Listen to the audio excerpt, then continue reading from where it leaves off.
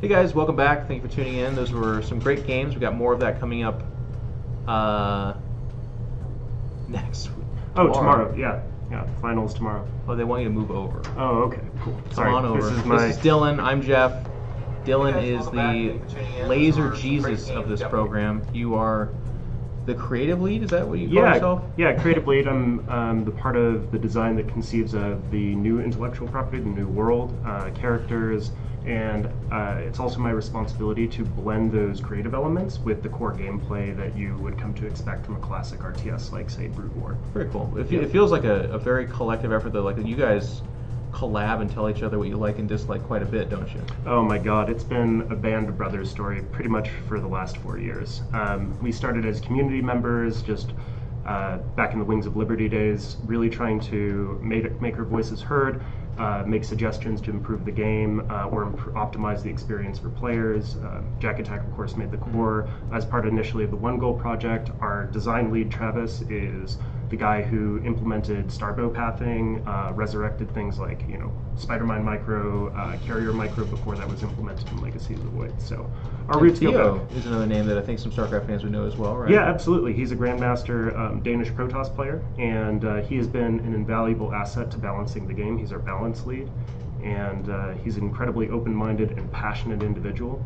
And so, the moment we did a developer jam last year in Santa Barbara, we knew immediately that he was perfect for the team. We brought him in with open arms. So, very, very cool. Yeah. Well, I mean, one of the first places I kind of want to start with this too is that this has been a long time in the making. So, because I think for a lot of people that they've heard about it, they've definitely, you guys have been, you put on another tournament, you've been talking to some pro players, but why? How did this even start? I mean, where does this even come from? This came from a conversation I had actually with our UX lead, Coulter Hochstetler, 4.5 years ago.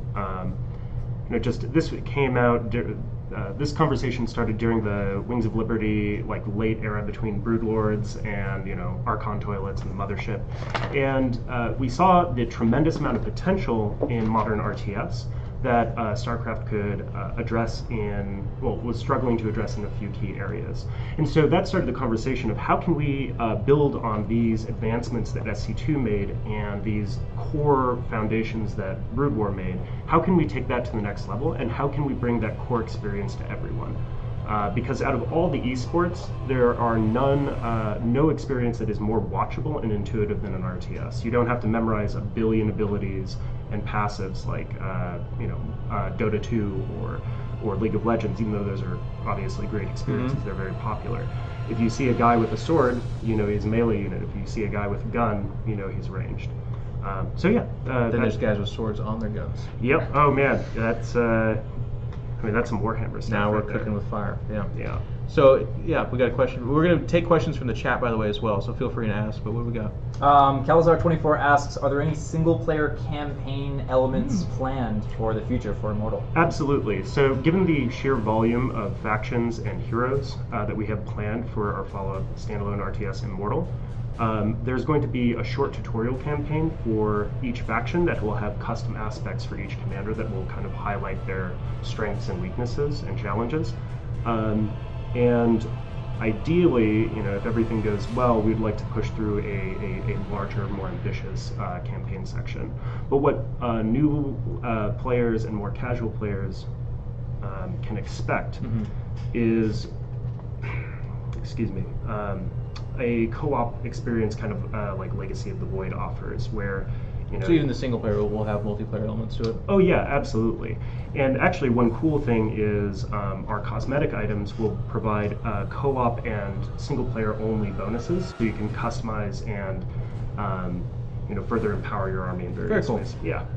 So, and they're strictly cosmetic and free to play, obviously. Very cool. I think for a lot of people there's this interesting dynamic that's occurring. They're like, okay, so you're making a game, but I'm looking at StarCraft, so I mean, you guys have people that did Starbow, which was kind of a similar thing. There's a huge tradition of games coming from Warcraft. CSGO, which is having a major this weekend, came from Half-Life 2 or 1 or whatever the hell it was. I don't even know at this point in time. I know it's not 3. But talk about your guys' journey with working inside of a game to make your own. Why? Well, I mean, So first of all, yeah, you're absolutely right.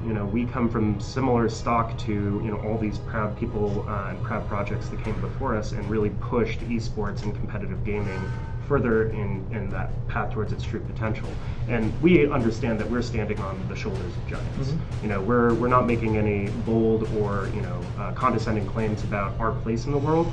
We hope that years from now that the lessons that we're pushing forward will be adopted by future studios. It's all about the game for us. It's always been about the game for us. And whatever we can contribute to esports and whatever legacy we can leave behind for the next generation of designers and players is our absolute goal. Well, talking about the future of the game too, this has been really fun. Everyone I've talked to that's been watching this is like, wow, these are really cool elements. You guys have a lot of testimonials from pro gamers that are enjoying it quite a bit, but I don't see a Kickstarter, I don't see a donation button or anything like that. Like, how does this come to life? How is this going to happen? Well, yeah, you're absolutely right that we're not looking at crowdfunding until we feel there's a good opportunity to bring in the community. And we're definitely going to be planning some crowdsourcing options down the line, but we're currently in the process of financing the game. That's going very well. We have a lot of interested parties we're talking to. I can't say more than that, obviously. Sure. But the key thing is we want to present an experience that will succeed, that people can be a part of comfortably.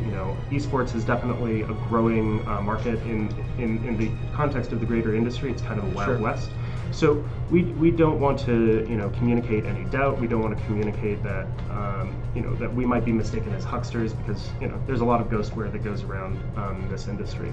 So we're focusing on integrity and clarity and just a clear way forward and a clear vision. Very, very cool. Yeah. Do we have any other questions coming out of the chat right now, or?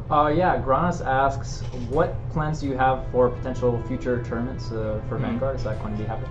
Yeah, we're considering, right now we're going to be entering into a prolonged period of player feedback and community feedback where we learn what we could have done better. Obviously we have a postmortem coming up on that.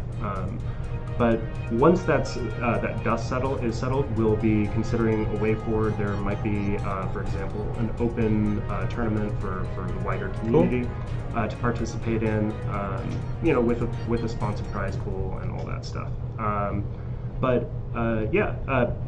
Long-term stuff, there should be some pretty exciting new content releases on the horizon. I'm pretty excited about that. On the Vanguard side, you can expect more work going into differentiating commanders, adding new commanders per faction, and really testing the guts of that system in more detail.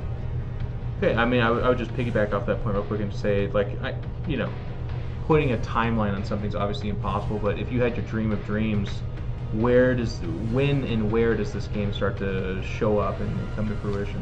Beta starts within 3 years. That would be the ideal. Very cool. Yep. Any idea about supporting mods in arcade in Immortal? Oh, absolutely. Honestly, again, like I said, we know we're standing on the shoulders of giants. We appreciate, the decades of work that various studios have put into bringing the RTS to this point, and opening the door for us to make our contribution. We believe in paying it forward, and we believe that the more competition, that competition yields superior quality across all games within an industry. Monopolies are bad for innovation. So we will be providing the tools for the next generation of designers to take what we've learned and run with it. So very, very cool. Yeah. Well, this has been great. I think if you guys have more questions, you should definitely check out their Twitter, which is Vanguard Games. Yep, or SunSpear Games and Vanguard Prototype. There you go. So I retweeted, but there's the Twitter and then the website where you guys have. Do you guys have a forums or anything like that? Are you talking to people? No, we're setting that. Setting that up, and we want to get a bit more of a player base before we engage in that.